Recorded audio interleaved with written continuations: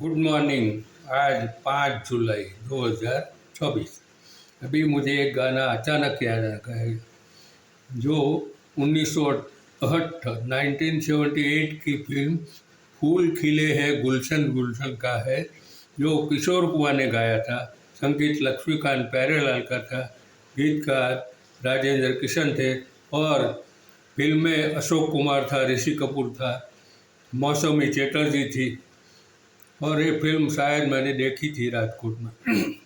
तो गाना है मस्ती भरा जो है, अरे मन्नू भाई मोटर चली पम पम पम, मन्नू भाई मोटर चली पम पम पम, चौपाटी जाएंगे न भेलपूरी खाएंगे, चौपाटी जाएंगे न भेलपूरी खाएंगे, अच्छी अच्छी सूरतों से आंखें लड़ाएंगे, बैंड बाजा बाजेगा डम डम डम, हे मन्नू भाई मोटर चली पम पम पम। बस इतना। और इसके साथ मेरे 1009 ऑडियो वीडियो गीत हो गए। डिंग पटापट डिंगड़ी पको।